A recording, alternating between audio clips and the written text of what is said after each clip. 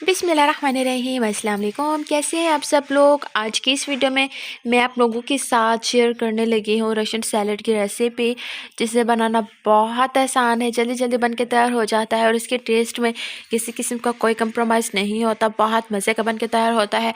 और ये Ramzan special recipe है, तो आप इसे लास्ट तक देखिएगा ताकि आप इसे एज़ इट इज़ वैसे ही बना पाएँ। तो मैं अब आपको दिखाती हूँ इसके करीब का शॉट कि ये कैसा बन करके तैयार हुआ है। तो जी देखिए माशाल्लाह से कितना खूबसूरत लग रहा है और खाने में भी बहुत ज़्यादा यमी था। तो इसे बनाने के लिए बहुत कम इंग्रेडिएंट्स की ज़रूरत है हमें, तो इसे बनाना बहुत ज़्यादा आसान है। इस वीडियो में शुरू करूँ उससे पहले अगर आप लोगों ने चैनल सब्सक्राइब नहीं किया तो चैनल को सब्सक्राइब कर दें, और अगर बेल के आइकन को प्रेस नहीं किया तो प्लीज़ बेल के आइकन को भी प्रेस कर दें ताकि हमारी हर नए आने वाली वीडियो का नोटिफिकेशन सबसे पहले आप लोगों को मिलता रहे। ये बिल्कुल फ्री है। तो जी हम चलते हैं हमारी रेसिपी की तरफ कि इसे कैसे बना करके तैयार करना है। तो लेट्स स्टार्ट इट। सबसे पहले मैंने लिया है यहाँ पर एक बाउल, उसके अंदर मैंने विपिंग क्रीम ऐड की है, और विपिंग क्रीम के अंदर मैंने तकरीबन मेरे पास 1 कप के करीब विपिंग क्रीम है, और उसके अंदर मैंने 4 टेबलस्पून के करीब मायोनीज़ ऐड की है, 1 पिंच के करीब सॉल्ट ऐड किया है, और उसके बाद मैंने इसके अंदर ब्लैक पेपर ऐड करनी है, और ब्लैक पेपर ऐड करने के बाद ये बन गया हमारा सॉस। तो मेन चीज़ इसका सॉस होता है, जो सारा टेस्ट हमें आता है मज़े का वो सॉस की वजह से ही होता है। तो यहाँ पर इन दोनों चीज़ों को अच्छे तरीके से मिक्स कर लेना है आप लोगों ने, और आप लोग देख सकते हैं कि बड़े अच्छे तरीके से मैं इसकी मिक्सिंग कर रही हूँ, और अब तकरीबन ये बिल्कुल तैयार हो चुका है। तो उसके बाद मैंने इसके अंदर बारीक वाली चीनी ऐड कर देनी है। अब हम चीनी को अच्छे तरीके से मिक्स कर लेंगे, और चीनी मेरे पास थोड़ी सी पाउडर कम बारीक वाली जो चीनी होती है ना वही वाली थी, तो मैं इसे थोड़ा सा अच्छे तरीके से मिक्स कर लूँगी ताकि वो इसके अंदर बिल्कुल हल हो जाए।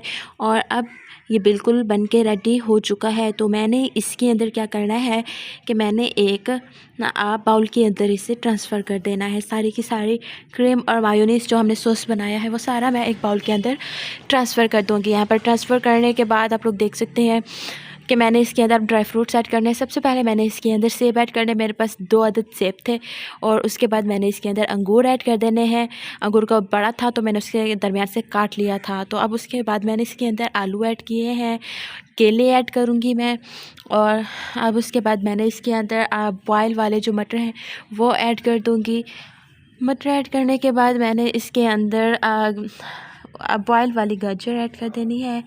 उसके बाद मैंने इसके अंदर खरबूजा ऐड कर देना है, और अब मैंने इन सारी चीज़ों को अच्छे तरीके से मिक्स करना है। तो ये सारी चीज़ें मैं इसके अंदर ऐड कर चुकी हूँ, और आप लोग इसके करीब का शॉट भी देख लें। तो अब मैंने क्या करना है कि अब हमने करना है इसे बिल्कुल अच्छे तरीके से मिक्स करना है। मेन चीज़ इसकी मिक्सिंग है, तो यहाँ पर मैं आप करने लगी हूँ इसकी मिक्सिंग।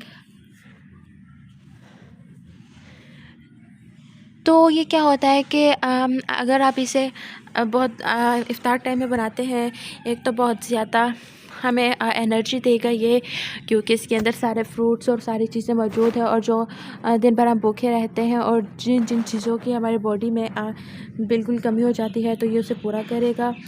और बच्चों को तो बहुत ज़्यादा पसंद होता है, उनका तो फेवरेट होता है, बड़ों और बूढ़ों को भी बहुत ज़्यादा पसंद आएगा। तो आप एक बार इसे ट्राई ज़रूर कीजिएगा। अब मैंने इसके अंदर थोड़ी सी किशमिश ऐड कर देनी है। अगर आप चाहें तो इसके अंदर ड्राई फ्रूट्स भी ऐड कर सकते हैं, वो बिल्कुल ऑप्शनल है। अगर पसंद है और मौजूद है तो डालें, अदरवाइज़ आप इसे स्किप कर दें।